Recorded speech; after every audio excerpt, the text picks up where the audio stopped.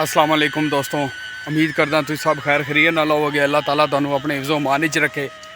तुसीं देख रहे हो यूट्यूब चैनल तहर वॉइस।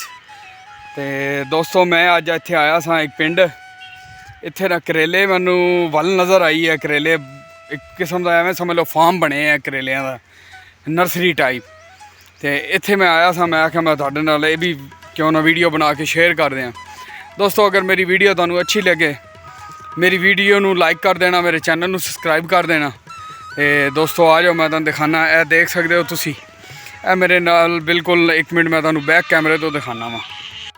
हाँ जी दोस्तों, ए देखो तुसी, इन्होंने वो फार्म जो बनाया, मतलब बेमौसमी सब्जी जी असी फार्म करने हैं, वो बने ने। ए देखो सारा इन्होंने बनाया है। तो दूसरा वो अगे करेले लगे ने। तो मैं तुहानूं दिखाना वा, बिल्कुल मैं करेले के करीब पहुँच गया वहाँ।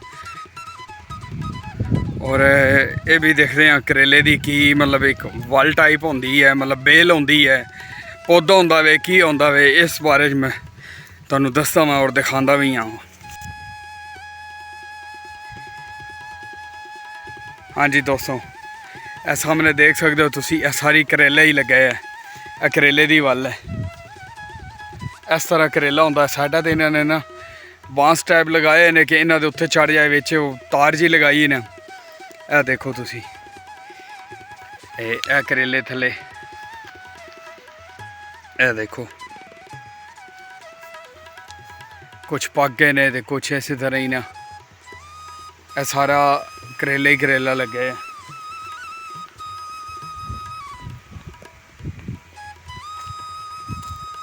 ए देखो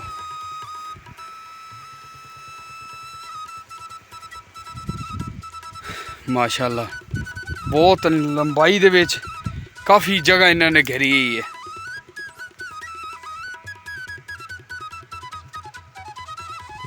हुण कोई होर जगह बना रहे हैं, मेरे ख्याल से कोई होर चीज़ लगानगे। खुदाई शुदाई करते हुए देखते पे बांस पे ने।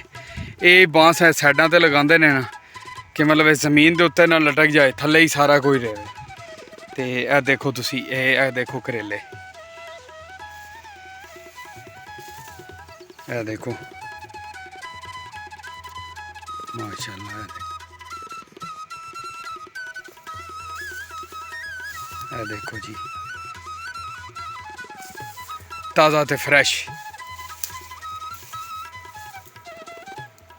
जो बेकार हो जाता फिर उन्होंने थले सुट देंगे ने। देखो जिन्होंने येलो कलर के हो जाते हैं। ए देखो माशाल्लाह। दोस्तों जितों तक जाओगे ना, ए देखो जी, ए देखो कितना प्यारा माशाल्लाह। ये बनते भी बड़े मज़ेदार हैं, खास कर इन्होंने कीमा भर के बनाया जाए तो क्या आउट क्लास की ये चीज़ बनते। करेले होंदे तो कड़वे हैं, लेकिन इन्हों कट के पहले नमक शिमक लगाना पैंदा, नमक शिमक लगा के रखना पैंदा, फिर उस तो बाद ये पकाई दे ने। लेकिन इन्हों दे विच कीमा पाया जाए, ओए होए होए। ए देखो जी, बहुत ज़्यादा करेला लगे है इत्थे। जिधर नज़र जाएगी तो करेले की वाली नज़र आएगी।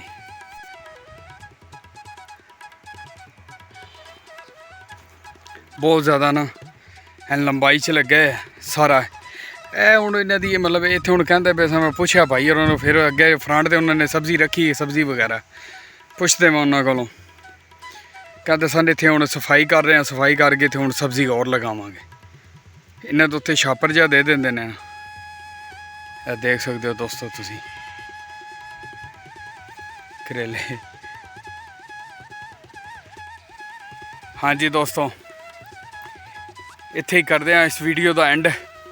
अल्लाह ताला तुहानूं अपने हिफ्ज़ो मान च रखे। अल्लाह ताला तुहाडी हर मुश्किल आसान करे।